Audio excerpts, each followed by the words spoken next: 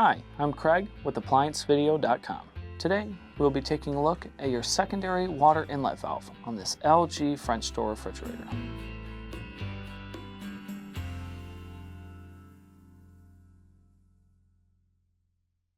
Stop. Before beginning any repair, always be sure to disconnect the power to the appliance.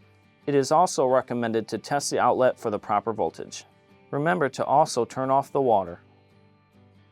A faulty secondary water valve, often described as a dispenser valve, usually results in no or low ice, no or low water, or you could have water leaking from the door whenever you click to dispense.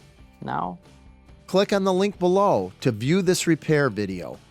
ApplianceVideo.com guides you step by step, giving you the confidence to avoid recalls and callbacks, also saving time on repairs. Whether you're up against an uncommon repair or the latest appliance on the market, our videos have been created with you in mind. Our growing library of videos have been produced using our factory-certified technicians who have extensive infield experience over the past 30 years. ApplianceVideo.com provides high-quality repair videos that anyone can follow, regardless of their skill level. We are here to help.